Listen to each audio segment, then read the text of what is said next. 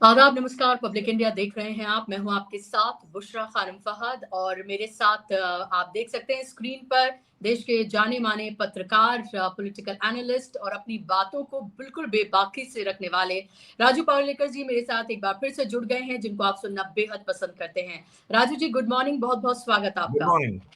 Good morning.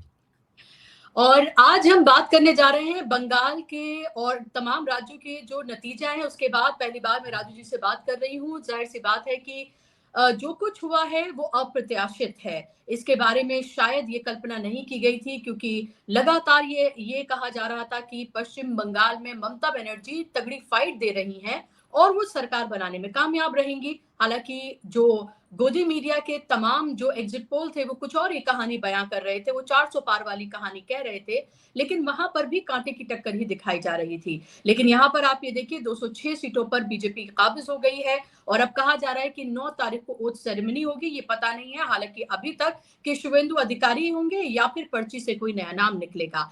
लेकिन एक राज्य जहां पर बहुत उथल पुथल हो रही है वो है तमिलनाडु।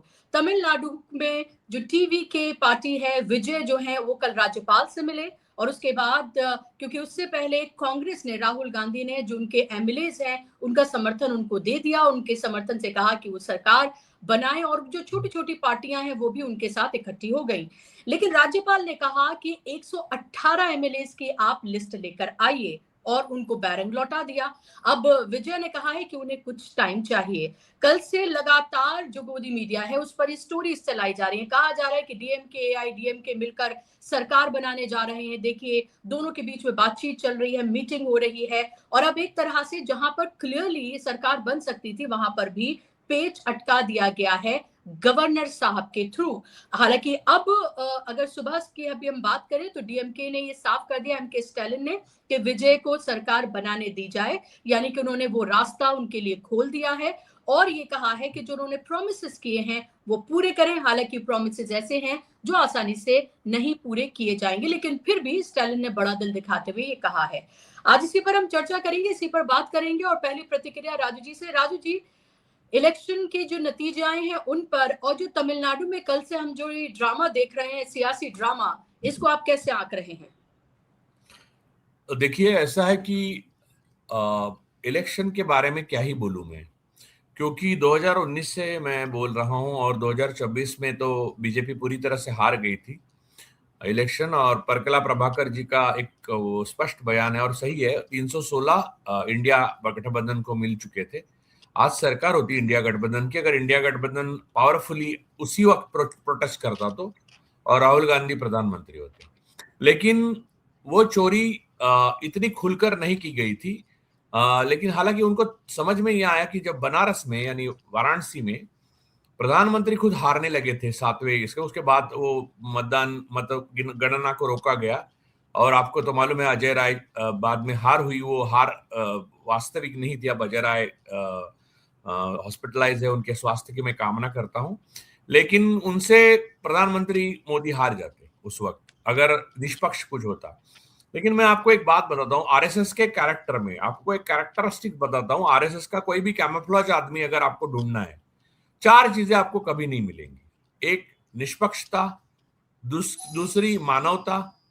तीसरा, सृजन। और चौथा या मोहब्बत। ये चार चीजें आरएसएस का आदमी कभी नहीं कर सकता। तो आपको खुलकर पता चलेगा कि ये आरएसएस का आदमी है। तो मैं ये कहता हूं कि तमिलनाडु की जहां तक आप बात करें, अब बंगाल पे हम लोग विस्तार से बात करेंगे, लेकिन तमिलनाडु की जहां तक बात करें, मुझे किसी भी चुनाव पे मैं नहीं चाहता कि मैं विश्वास रखूं। देखिए, मैं ऐसा आदमी नहीं हूं और मैं कांग्रेस का या किसी विपक्षी पार्टी का भी सदस्य नहीं हूं और ना ही मैं उनसे हर चीज में इत्तेफाक रखता हूं। मैं एंटी एस्टेब्लिशमेंट हूं और हमेशा रहता हूं, क्योंकि एक पत्रकार का यही धर्म है, कांग्रेस सत्ता में हो या बीजेपी हो या और कोई हो। तो बात यह है कि जब इलेक्शन की चोरी हो रही है और चुनाव आयोग निष्पक्ष नहीं है, लेवल प्लेइंग फील्ड नहीं है और शाह कोड ऑफ कंडक्ट पे देश चल रहा है, ना खाता ना वही अमित शाह कहे वही सही है, ये चल रहा है, तब आप बंगाल असम के चुनाव तो सीधे सीधे चोरी हुए हैं। लेकिन तब आपको तमिलनाडु और केरल के भी चुनाव को स्वीकार नहीं करना चाहिए और विपक्ष को बहिष्कार करना चाहिए। ये मेरा पहला और आखिरी पहले से बयान है, और 2024 से कायम है। हरियाणा चुनाव लूटा गया, महाराष्ट्र चुनाव लूटा गया, लोकसभा चुनाव 2024 का लूटा गया, उसके बाद कई चुनाव लूटे गए। अब ईरान और इजराइल के वॉर में मोसाद इतना कमजोर हो गया कि वो ईवीएम द्वारा, कभी ईवीएम कभी ईसीआई, अब ईसीआई का यूज करना पड़ा, इलेक्शन कमीशन। एसआईआर में आप समझिए 90 लाख लोगों के वोट कटते हैं, तो उसके बाद किस चीज का इलेक्शन? और उसमें से आपको एक आप जानती होंगी कि कांग्रेस के सांसद जो चुनकर आए मुस्लिम है, उनकी एसआईआर में सदस्यता चली गई थी, उनको वोटिंग कराई। लेकिन ये हुआ कि उन्होंने सुप्रीम कोर्ट तक वो किया, दस्तक दी, और उनको वापस मिली, और वो चुन के आए और सांसद बने। तो आप वो 90 लाख की कहानी समझिए ना, वो हर कोई जा नहीं सका सुप्रीम कोर्ट तक। और सुप्रीम कोर्ट भी कौन से वो है, दूध की धूली। सुप्रीम कोर्ट की जो एक एक फैसले हैं उस पे हम लोग एक बार अलग डिस्कशन करेंगे। आप इस बार वोट नहीं कर सकते तो अगली बार करो, ये कहा गया है ना। तो जो पूर्व चुनाव आयुक्त है उन्होंने बड़ा आश्चर्य व्यक्त किया।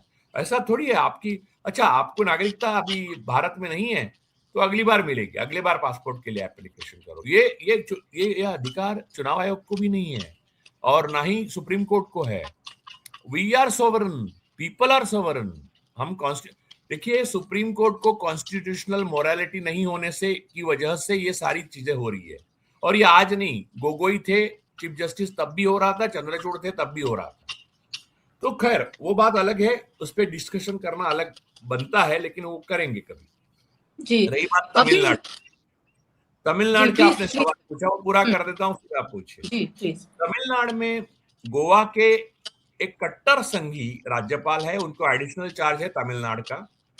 और वो जो विजय को कह रहे हैं 118 दे क्या, वो उनको एक्चुअली संघ के हिसाब से और शाह कोड ऑफ कंडक्ट के हिसाब से अगर सही कुछ करना है तो उनको खुलकर ये कहना चाहिए। बीजेपी का सिर्फ एक एमएलए चुन के आया है वहां पर, उसको शपथ ग्रहण के लिए मुख्यमंत्री पद के लिए बुलाना चाहिए और उसको पूरे 5 साल देने चाहिए। आप 5 साल लगाकर 118 कर दो, ये उनका प्लान होना चाहिए, एक्चुअली करना चाहिए उनको सीधे सीधे, ताकि 118 का इंतजाम बाद में शाह साहब कर देंगे। वो ये न के न प्रकरण कल ही पीएमएलए के अंदर वो उनके ऊपर विजय के ऊपर लगा दिया है, हाईकोर्ट ने वो कर रजिस्ट्री करा दी है, वो तो चलता रहेगा। ये तो देखिए, आप जब कॉन्स्टिट्यूशन से देश नहीं चलता तो एक नॉर्थ अफ्रीकन राष्ट्र की तरह ही चलेगा। तो तमिलनाडु में राज्यपाल जो, मैं व्हाट आई से गोज वाली बात, राज्यपाल को कोई अधिकार नहीं है। आपका बहुमत आपको फ्लोर पे सिद्ध करना होता है कॉन्स्टिट्यूशनल मोरालिटी में। राज्यपाल ये तभी कह सकता है जब वो संघी हो, क्योंकि संघ के लोगों को मनुस्मृति भी मालूम नहीं है। एक्चुअली मैं आपको बताता हूँ, मनुस्मृति के 6 श्लोक किसी भी राज्यपाल को अभी जाके आप बोलिए, बोल के दिखाइए, वो बोल नहीं पाएंगे। तो ज्ञान तो है ही नहीं उनको, निष्पक्षता नहीं, मानवता नहीं, सृजन नहीं और मोहब्बत नहीं, देश के प्रति भी और इंसान के प्रति भी। तो उनसे आप क्या अपेक्षा करते हैं? वो एक को बुलाएं। मैं तो चाहता हूं कि तमिलनाडु में जो बीजेपी का एक एमएलए चुन के आया है उसको मुख्यमंत्री बनाया जाए, उसको शपथ दी जाए और उसको 5 साल दी जाए। आप 118 कर दो तो बाकी काम अमित शाह कर देंगे। मुझे लगता है कि लोगों को इसमें भी अब कोई ताज्जुब नहीं होने जा रहा है, क्योंकि देश में जिस तरह के तमाम इलेक्शन की जो लूट हो रही है उसमें anything and everything is possible.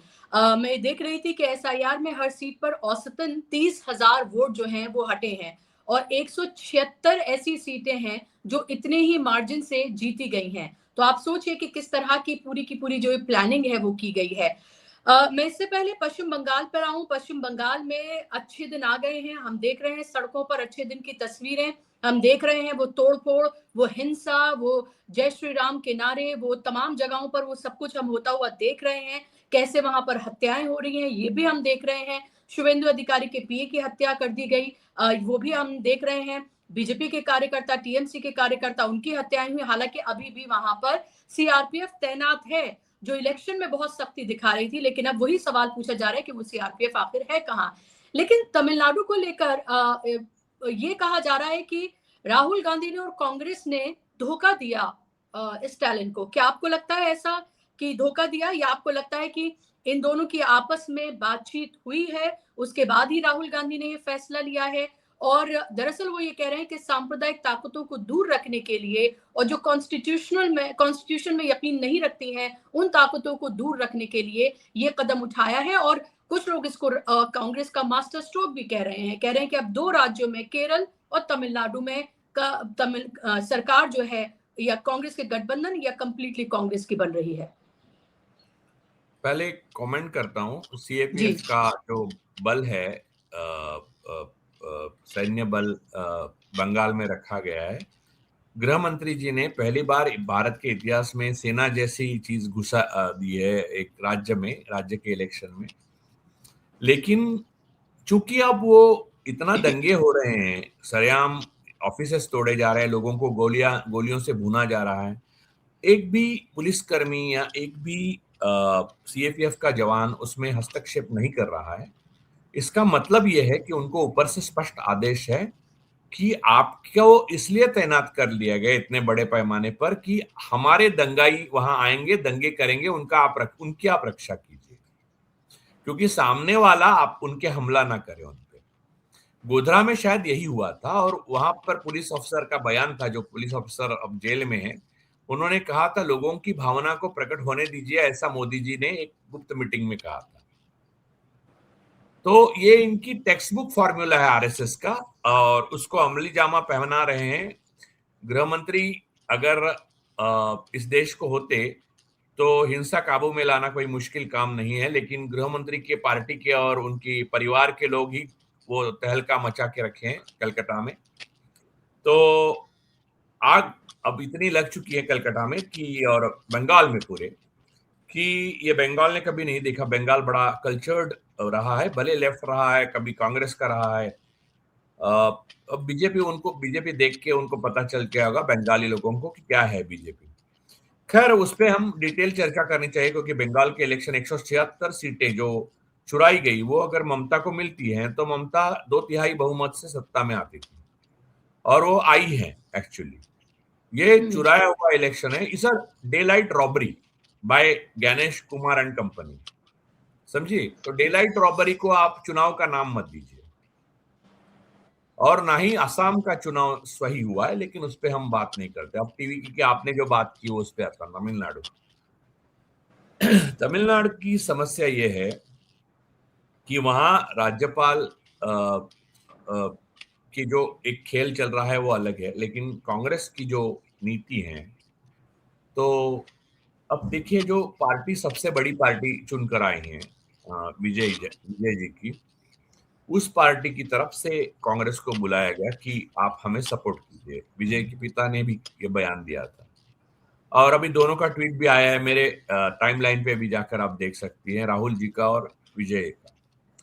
तो इसमें एक बात है, अगर कांग्रेस विजय को सपोर्ट नहीं करती तो उनको सांप्रदायिक ताकत का एक वो सारी चीजों का, कम्युनल लोगों का सपोर्ट लेना पड़ता। और कांग्रेस पे ये कहा जाता कि आपने कम्युनलिज्म भी तमिलनाडु में आने दिया। जो कलकत्ता में हो रहा है वो कल चेन्नई में होता, और वो होने देने का दोष सारा कांग्रेस पे मरा जाता, क्योंकि कांग्रेस अगर सपोर्ट कर सकती है, फिर भी उन्होंने नहीं किया। कांग्रेस में जो रिटायर्ड और मार्गदर्शक मंडल में लोग जाने चाहिए, वो लोगों ने एक्चुअली पहले, इस इलेक्शन से पहले, विजय के साथ गठबंधन करने के लिए उत्सुक थे राहुल गांधी। लेकिन मेनली पी चिदम्बरम, खरगे जी और अन्य कुछ लोग जो बुजुर्ग है, अब मार्गदर्शक मंडल की तरफ अगर बीजेपी में होते तो प्रस्थान हो जाता, तो उन लोगों ने राहुल जी को रोका और उन्हें होना, और तमिलनाडु के मेन अध्यक्ष वो सब ने रोका, और वो गठबंधन होने नहीं दिया। दूसरी बात, जहां तक बीच का सवाल है, यानी डीएमके का सवाल है, डीएमके ने स्पष्ट बयान दिया है, हम विपक्ष में बैठेंगे स्टालिन साहब ने, और एआईएडीएमके के साथ नहीं जाएंगे, हम कम्युनलिज्म नहीं लाएंगे। तो कहीं ना कहीं स्टालिन साहब की भी रणनीति ये है कि उनकी जो इंडिया गठबंधन का साथी है वो कम्युनल फोर्सेस को रोकने के लिए मदद करे, क्योंकि उनको अपनी पार्टी की तरफ से पार्टी के बारे में सोचना है, वो ऑपोजिशन में बैठे हैं। और आपको याद होगा कि कल ही एक ऐसा वाकया हुआ था कि डीएमके पार्टी के एक उम्मीदवार, यानी वो मुझे लगता है विधायक या कोई पदाधिकारी ने कांग्रेस के बारे में बहुत अनपार्लियामेंट्री लैंग्वेज का इस्तेमाल किया था, उसकी सदस्यता स्टालिन ने रद्द कर दी। तो आप ये मत मानिए कि कांग्रेस और डीएमके में कोई मनमुटाव है। देखिए, डीएमके किसी भी हालत में सत्ता में आ नहीं सकती। अगर आती है तो वो आखिरी सत्ता होगी, क्योंकि आपके डायरेक्ट ऑपोजिट पार्टी के साथ आप हाथ मिलाते हो। जो कल अटकलें लगाई जा रही थी गोदी मीडिया में, और गोदी मीडिया ऊपर से जो स्क्रिप्ट आती है वो पढ़ता है। तो आपको मैं एक बता देता हूँ, कलकत्ता और पूरे बंगाल में जो हिंसा चल रही है, आगजनी हो रही है, बुलडोज किया जा रहा है, लॉ एंड ऑर्डर को पूरी तरह से तहस नहस किया गया, वो खबरें बहुत ज्यादा पैमाने पर आने लगी इंटरनेशनल लेवल पे वगैरह। इसलिए गोदी मीडिया को बिजी रखने के लिए वो डीएमके और एआईडीएमके का वो एक फुगा छोड़ा दिया, यानी एक बलून छोड़ा गया। तो ये सारी चीजें सच नहीं है। ये गुब्बारे ऐसे छोड़े जाते हैं बीजेपी की तरफ से, उस पे आप कोई विश्वास नहीं रखता। और कांग्रेस के लिए कोई विकल्प ही नहीं था विजय को सपोर्ट करने के सिवाय। और सामने से विजय ने मांगने के बाद, अगर विजय ने अंबेडकर जी की तस्वीर लेकर वो किया था, पार्टी के प्रोसेशन में वो रखी थी, फिर वो निरंतर कम्युनल पॉलिटिक्स का हेड करते आए हैं। उन्होंने नमाज भी पढ़ा था, आपको याद होगा। एक ईसाई है, और वो सारी चीजें पीछे रखे वो तमिलनाडु के हिंदू, मुस्लिम, ईसाई, सिख कोई भी हो, उसके दिल में बसे हुए हैं। थलपति कहते हैं उनको। तो उनके साथ, और एज में भी वो यंग है, राहुल जी को समकालीन है, और कांग्रेस के साथ उनका जाना स्वाभाविक है, क्योंकि डीएमके के साथ जो सीटें आई हैं कांग्रेस की, वो डीएमके ने दी हुई सीटों में से आई है। डीएमके हारी है, कांग्रेस नहीं हारी, क्योंकि तमिलनाडु में कांग्रेस का कोई प्रभुत्व नहीं है। अब कांग्रेस को अपना रास्ता तय करना है, लेकिन इंडिया गठबंधन लेवल पे उसमें कोई अनबन नहीं है। तो आप ये खेल समझिए कि गोदी मीडिया में जो दिखाया जाता है वो किसी और के लिए दिखाया जाता है। देखिए, कोई भी बड़ी न्यूज आती है गोदी मीडिया में, तो आप पहली बात समझिए कि कोई ऐसी न्यूज है जो आप तक नहीं पहुंचनी चाहिए, इसलिए ये न्यूज आई है। एक बात।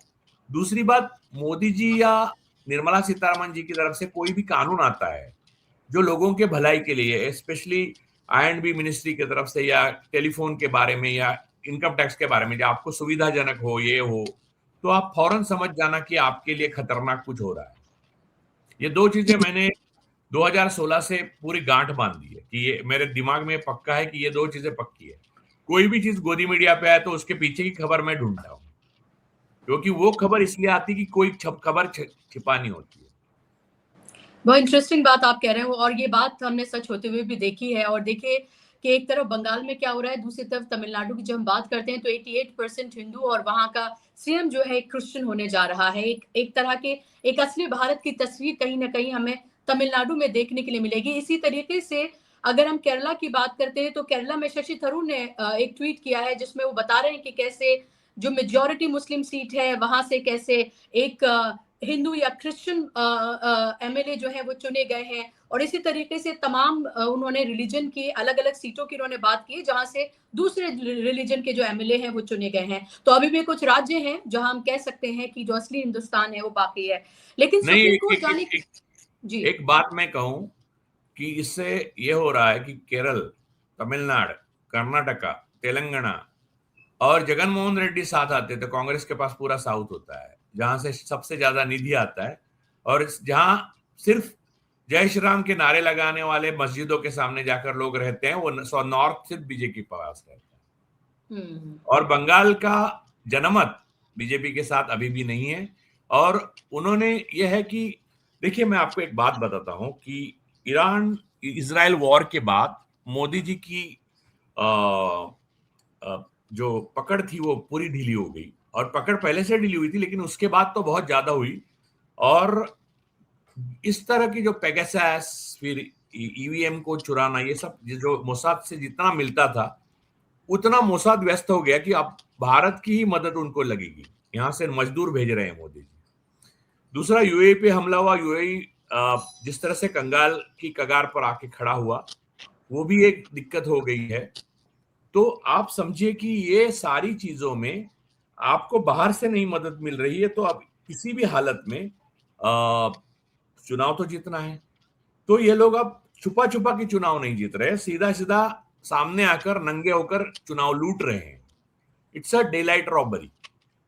और इसलिए आपको समझना चाहिए ये खेल सिर्फ भारत का नहीं, एक जियोपॉलिटिकल जो अस्थायित्व है, और जिससे हमें समझना चाहिए कि जो हमें मैं एक सवाल कल्पना। इसमें जोड़ना चाह रही थी राजू जी की ममता बनर्जी कह रही हैं कि उन्होंने 100 सीटों की बात की कि 100 सीटें लूटी गई हैं, उनको खुद को मारा गया, पीटा गया, वो तमाम बातें कह रही हैं।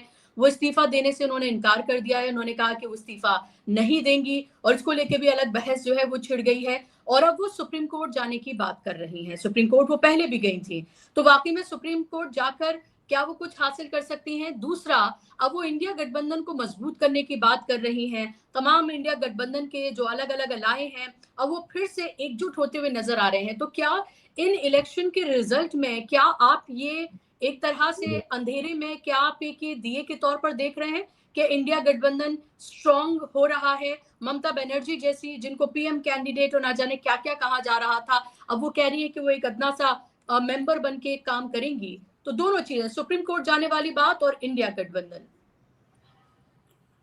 देखिए, ऐसा है कि ममता बनर्जी इंडिया गठबंधन में जितना समस्या जितनी पैदा हो सकती है उतनी उन्होंने पैदा की थी। उन कांग्रेस वालों की, कांग्रेस के कार्यकर्ता, आम कार्यकर्ता का गुस्सा जो है ममता दीदी पे, वो गलत नहीं है, क्योंकि उस वक्त नीतीश कुमार को बनाकर सारा इंडिया गठबंधन के सारे पूरा सत्ता पक्ष को लामबंद करने की नीति तैयार हुई थी।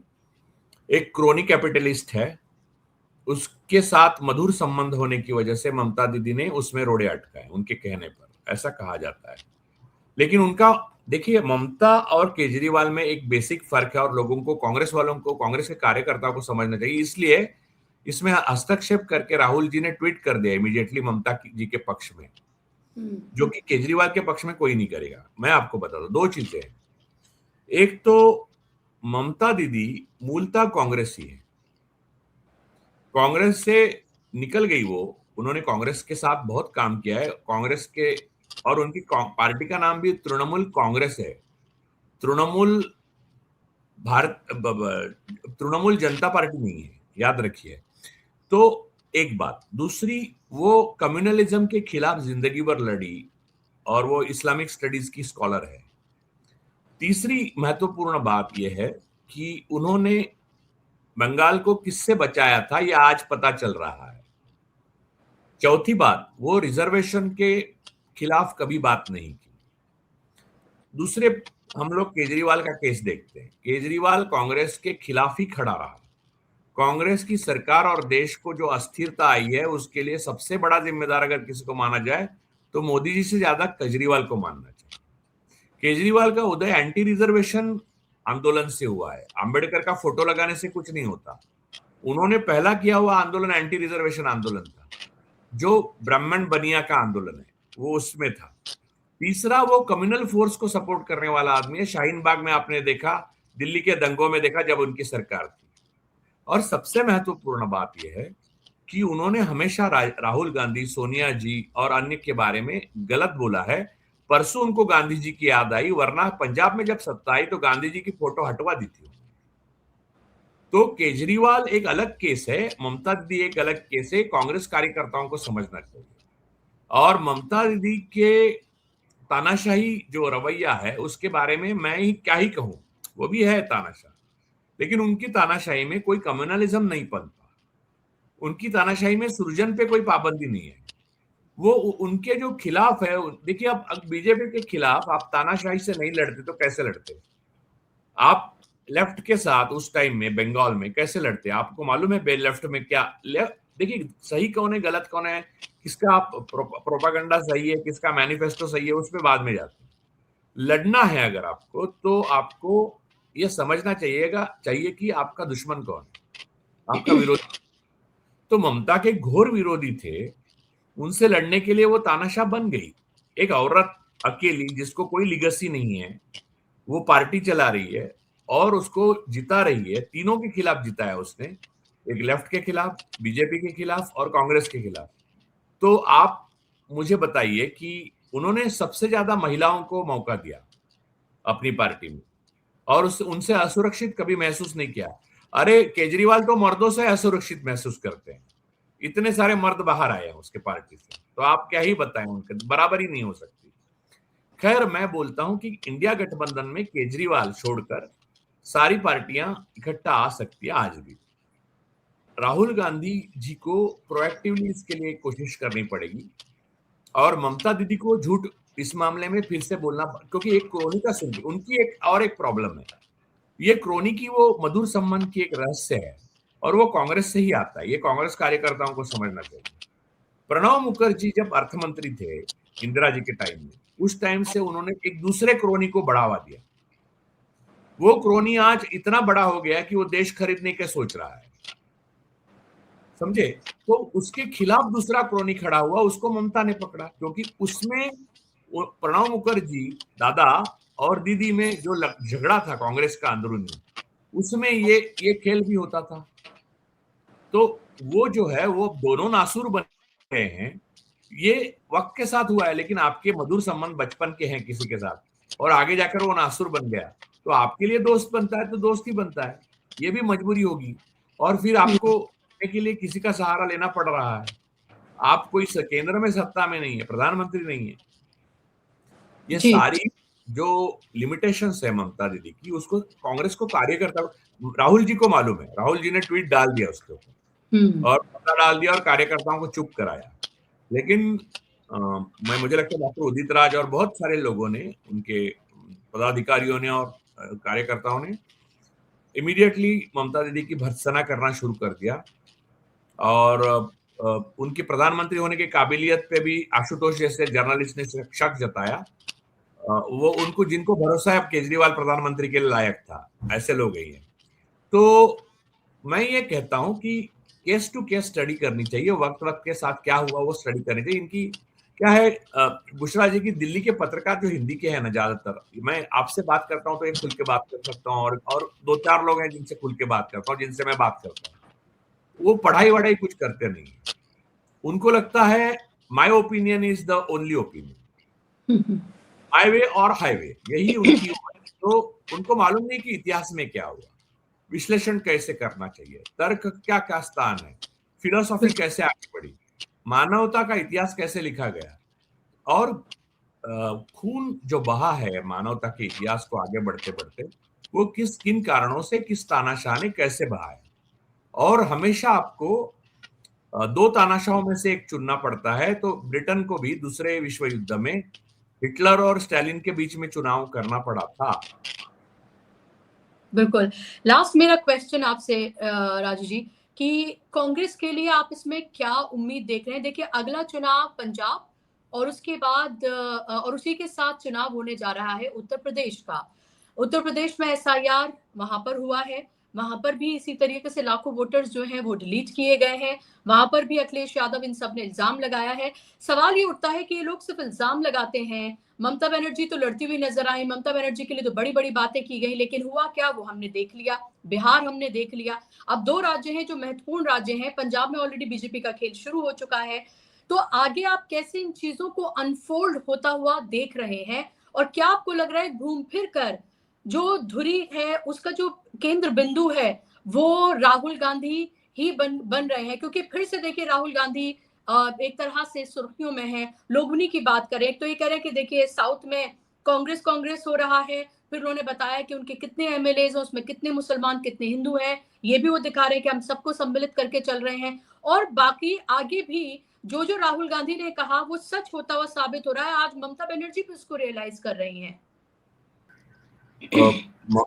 राहुल जी ऐसा अगर कांग्रेस में बदलाव लाते हैं जितना जल्दी, उतना जल्दी प्रधानमंत्री वो बन जाएंगे और उनको क्षेत्रीय दलों के सामने कभी झुकना नहीं पड़ेगा कांग्रेस को। ये जो यंग ब्लड है उसको सफोकेशन से निकालकर दबे हुए जो बुढ़ाऊ हैं उनसे दबे रहना जरूरी नहीं है। अब नया जमाना, जैसे विजय के साथ हाथ मिलाने का निर्णय है, वैसे ही पूरे देश में इस उम्र के या उस यंग जो लड़के लड़कियां हैं जिनको भारत को बनाना है, सृजनशील बनाना है और संवैधानिक बनाना है, संवैधानिक भारत का सपना जिनकी आंखों में है, वो राहुल जी के पीछे खड़े रहेंगे।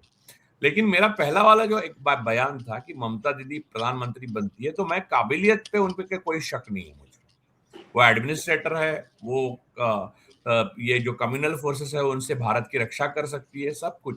लेकिन अब चूंकि उन्होंने चुनाव लड़े, जो मैंने कहा था बहिष्कार करिए, तो उसके बाद ये जो है उनको इंडिया गठबंधन को मजबूत करके राहुल जी को सपोर्ट करना चाहिए और उनके नेतृत्व में, और अपने क्रोनी दोस्तों को जो है कुछ दिनों के लिए सुनना बंद करना चाहिए जब तक भारत बचता नहीं है।